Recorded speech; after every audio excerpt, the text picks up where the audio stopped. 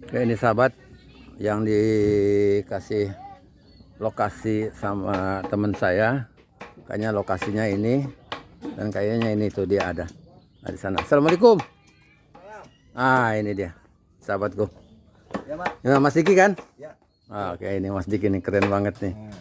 Anak muda mau Ganteng, masuk pasti ganteng sih. Ya. Ya, ini anak muda dengan potensinya luar biasa nih. Ada di Di kebun. Cikelenting namanya, Pak. Ini Cikelenting ya? Cikelenting. Ya. Cikelenting kecamatannya? Cikelenting itu blok, kalau desanya Cipendei, kecamatannya Cipendei. Kelenting itu blok, desanya Cipendei, Mm. kecamatannya Cipendei, Hmm. Kabupaten Subang ya. Oke, ini ada di sini.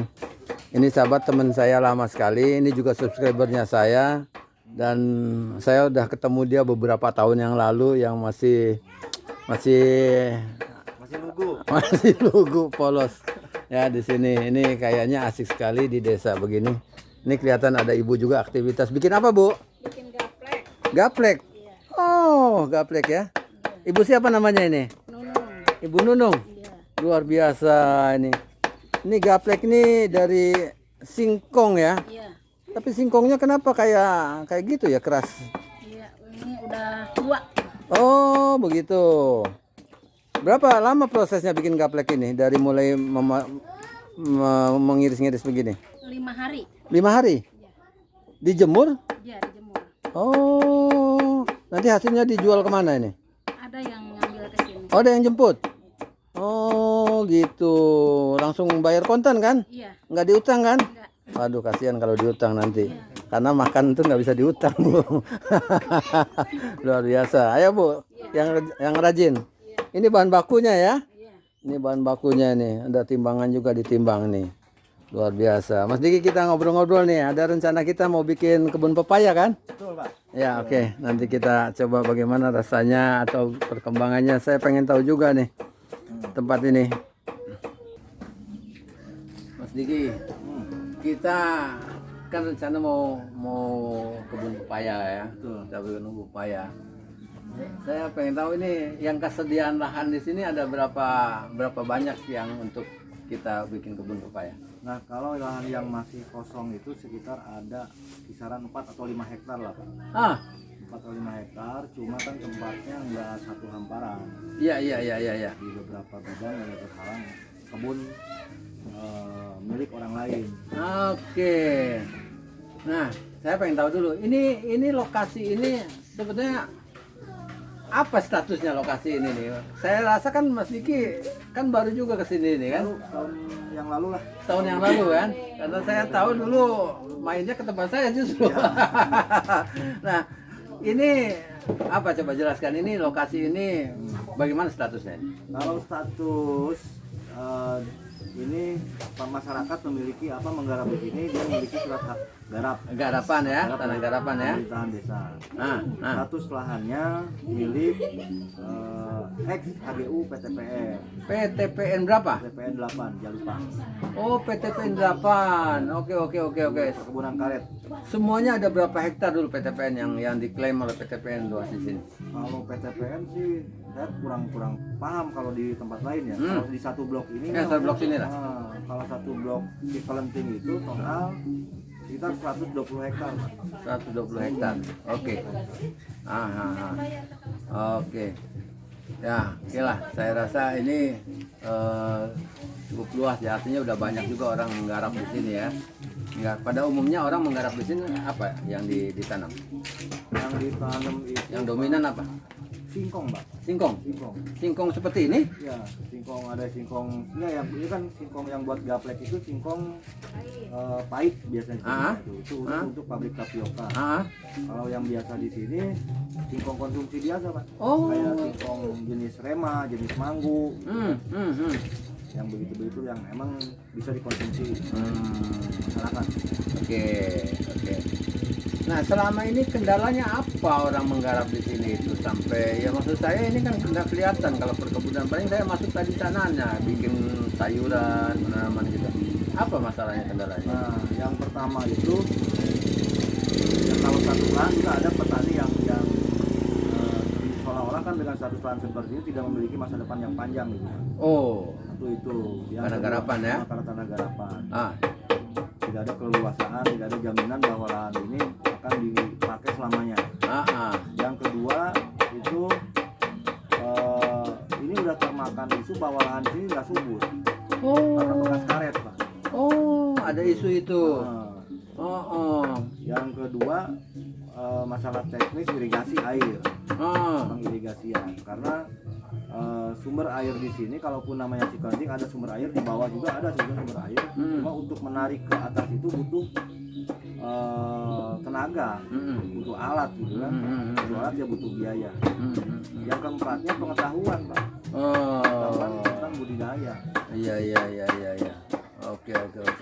Nah, makanya kalau saya di sini ya 4 ini harus terpenuhi dulu nih. Kalau masalah apa yang pertama itu status lahan yang seperti itu ya kita jangan tanam yang sekiranya umurnya panjang lah. Jadi jangan tanam tanaman keras lah ya. Tanaman keras kayak Iya, jati, umur panjang iya, kayak Ya, jati, apalagi kayak jati. karet. Iya. tanaman musiman lah. Jangka pendek ya. Jadi pepaya cocok ya udah gitu ya. Cocok kalau Ya kan pepaya kan 6 bulan, 8 bulan udah bisa dibuat, Betul. bisa panen tuh kan. Iya. Dan umurnya paling 2 tahun.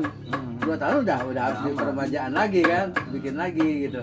Jadi itu aman ya, cocok ya. Cocok. Iya. Kalau masalah lahan kurang subur segala macam.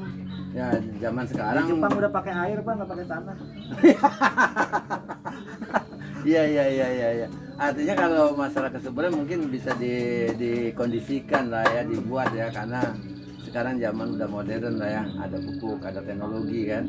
Mungkin masalah bimbingan juga ya. Ya. Kalau bimbingan kan mungkin juga tidak semua orang bisa semua bidang. Walaupun mungkin pemerintah udah menyediakan penyuluh ya, penyuluh pertanian ya. Mungkin jumlahnya karena sedikit juga susah juga ya. Ya. Belum juga attitude penyuluh itu sendiri ya. Penyuluh kan keahliannya kayak di hortikultura misalkan. Nggak semua ahli di bidang pepaya gitu kan, Pak. Iya.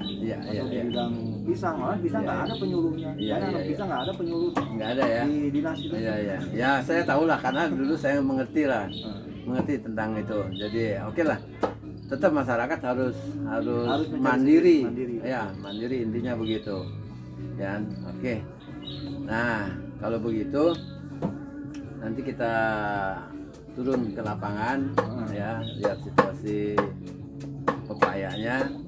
Karena begini Mas, saya kan udah bertahun-tahun tanam pepaya. Memang banyak sebetulnya permintaan, tapi skalanya memang harus skala banyak sekalian. Misalnya kalau kita panen itu ya 1 mobil gitu kan, mau mobil kecil atau mobil besar gitu kan. Kalau cuman 1 keranjang agak susah juga kan gitu kan. Nah itu memang harus seperti itu. Kalau kita punya ya tanam pertama bisa 1 hektar 2 hektar sudah bagus lah ya kan. Dan terus terang aja ini bisa menjadi percontohan lah harapannya itu kan, menjadi tanah yang seluas ini bisa termanfaatkan dalam tadi jangka pendek supaya dia tenang kan, bisa beberapa saat. Yang tadi baru 4, Pak, tambah 1 lagi sebetulnya. Apa itu? Duit, Pak. Modal. Ya modal. Nah iya. Terbentur semua orang lah ketika akan melakukan iya, sesuatu iya. perlu modal gitu. Ya. Ya. Nah. Ya banyaklah cara nanti lah. Ya kalau segala permasalahan tentu harus kita siapkan ya. Memang sebaiknya sebelum kita turun semua faktor-faktor pendukung tadi harus dicarikan jalan keluarnya. Betul. Minimal by konsep. Ya kan, by konsep. Oh ini kesini ada ini. Detailnya seperti itu kan. Jadi intinya saya siap membantu untuk permasalahan yang ketiga tadi, ya kan, misalnya pembimbingan, pendampingan kan gitu kan. Oke lah, saya punya pengalaman sedikit untuk pendampingan, ya salah satu jenis ya, kita akan tanam jenis California, Betul. ya kan, yang bisa dikirim dan kemungkinan juga saya punya pasarnya untuk skala pasar induk lah. Jadi kita bisa kirim 1 mobil truk engkel atau 1 L300 gitu kan, bisa masuk sana dan itu luar biasa gitu kan. Saya rasa seperti itu karena pepaya ini menurut saya juga bagus Karena kalau kita bisa panen minimal seminggu sekali, karena seminggu bisa 2 kali gitu kan. Jadi setelah 8 bulan itu kita produksi kita setiap minggu itu bisa dapat pemasukan. Nah ini menariknya memang pepaya itu di situ, itu menariknya. Dan harga itu nggak terlalu fluktuasinya nggak terlalu jauh. Tidak ada lonjakan ya, penurunan ya. Nggak ekstrim lah minimal gitu kan. Misalnya dari 3.000 sampai ke taruhlah paling mahal tuh 6.000 di harga di lokasi ya, harga di lokasi itu. Nah itu kan nggak terlalu jauh. Kalau kita dibandingkan dengan misalnya cabe, cabe kadang-kadang harganya top sampai 60.000 per kilo. Ya atau 10. Iya kan, tapi yang 60.000 tuh kapan kan gitu kan? Iya. Dan jatuh, kadang-kadang nggak ada yang beli. Iya betul. Kayak gitu. Nah kayak saya pernah dengar juga misalnya pisang, pisang kan? Saya beberapa bulan yang lalu itu dengar pisang nangka malah nggak ada yang mau beli. Itu bukan berapa bulan yang lalu, udah berjalan 1 tahun mungkin. Betul. Saya ngalami itu Pak. Ngalami ya? Ngalami itu. Pernah punya tanam pisang nangka? Saya kan awal tuh nanam pisang Pak. Oh. Pisang nangka, pisang kapas, pisang apendis juga ada. Kepop juga ada. Ya. Sampai nggak kejual? Sampai dibikin keripik Pak. Dibikin keripik? Dibikin keripik, akhirnya saya jualan keripik. Bisa bertahan 3 bulan. Iya. Ya, memang ini petani itu agak susah sekali kita itu ngurusin pasca panen.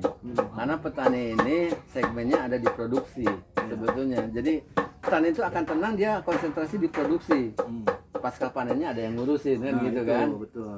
Jadi enak kerja itu lebih nyaman lah. Ada fasenya, ada sekatnya kan gitu.